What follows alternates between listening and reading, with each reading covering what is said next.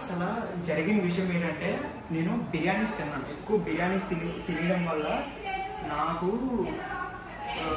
స్టమక్లో infection అయింది. మీకు last వీడియోలో చూసాక స్టమక్లో ఇన్ఫెక్షన్.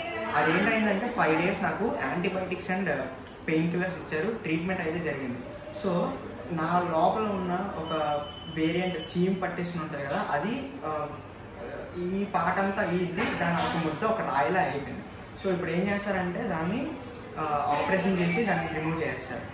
సో ఇది అవుతుంది. మనం చిన్న 100 రూపాయలు బిర్యానీ కోసం చేస్తే నాకు ఇక్కడ హాస్పిటల్ ఖర్చు 1,00,000 రూపాయలు అవుతుంది సిచ్యువేషన్. అంటే ఇప్పుడు ఆపరేషన్కి వెళ్ళే ముందు ఒక వీడియో చేస్తున్నాను, ఆపరేషన్ అయిన తర్వాత ఇంకో వీడియో చేస్తాను. హోప్ఫుల్లీ మంచిగా జరుగుతుంది అని కోరుకుంటున్నాను. Thank you so much. కొంచెం సపోర్ట్ చేయండి చాలు. సిచ్యువేషన్ అయితే అస్సలు బాగలేదు. 200 కకృతి పడి తిన్న బిర్యానీ ఇప్పుడు నాకు 1,00,000 రూపాయలు అవుతుంది నాకు బిల్లు. 200కి కకృతి పడ్డాను ఫ్రెండ్స్.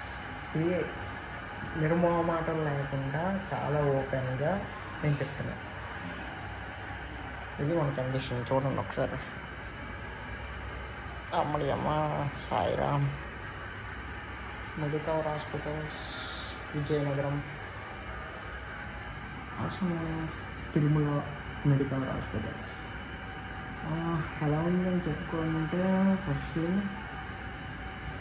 బాగా చేస్తున్నారు, అంతా ఓకే, వెరీ నైస్. ఇప్పటికైతే మాట్లాడలేకపోతున్నా. అంటే ఆ ఒక్కరోజు తినకుండా ఉంటే నాకు 15 days నుంచి ఉంది ఫ్రెండ్స్. యాక్చువల్లీ మా కాలేజ్ ఫ్రెషర్స్ ఈవెంట్ ముందు నుంచి ఉంది. నిన్న జస్ట్ నార్మల్గా పెయిన్ ఉంది కదా అని పెయిన్ కిల్లర్స్ వాడేసా, సరదా తీరిపోతుంది. అందుకనేసి ఎంత లిమిట్లో తింటే అంత లిమిట్లో తినండి. ఒకసారి ఆడండి.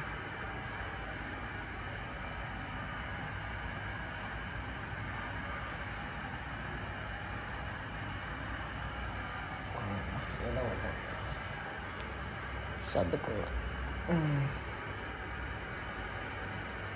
రూమ్ అయితే ఇట్లా ఉంటుంది. అదే కక్కుడికి పడి తినకండి, ఎంత తినాలో అంత తినండి, లేకపోతే ఇదే గతి. మనం బాగుంటుంది బిర్యానీస్ అనే కాదు, పిజ్జాస్ కానీ ఇది కానీ నేను ఎప్పుడు లిమిటెడ్గానే తింటాను ఫ్రెండ్స్. కానీ నేను కొద్ది రోజు స్కిప్ చేశాను. అంటే లంచ్ కానీ డిన్నర్స్ కానీ స్కిప్ చేసేది వల్ల నేను ఒకరోజు కాదు 2-3 days నాన్ స్టాప్గా తినకుండా ఉండిపోవడం వల్ల ఒక గ్యాసెస్ ఫామ్ అయిపోయి హీట్ రేజ్ అయిపోయి ఓడి అమ్మ. వాళ్ళు డాక్టర్ నాకు చెప్తుంటే అంటున్నారు ఈ కేసు 100లో ఒకరికి వస్తుందంట. అలాంటి పనికి వాళ్ళ కేసు నాకు వచ్చింది చెప్తా ఉన్నారు. అంతే, నేను మంచిగానే చికెన్ చేసేది అదొకటి కాయాల్సి వస్తుంది అంతే. సో ఏదైనా మన మంచి కోసమే చిన్నదంతా అయిపోయింది అనేసి అనుకుంటున్నాను. మెడికవర్ హాస్పిటల్లో నేను కనిపెట్టింది ఏంటంటే అక్కడ మనం బ్రష్ చేసామనుకోండి అది అలా వెళ్ళి డాక్టర్ అక్కడ నర్సెస్ ఉంటారు కదా, డైలీ ఈవినింగ్ మధ్యాహ్నం ఏ వార్డ్ నర్సెస్కి సౌండ్ అదే వస్తుంది, అలారం మోగుతుంది. సో మనం ఉన్న ప్లేస్కి వస్తారు, ఆపుతారు, మన ప్రాబ్లం ఏంటో చూస్తారు. ఇదేదో బాగుంది.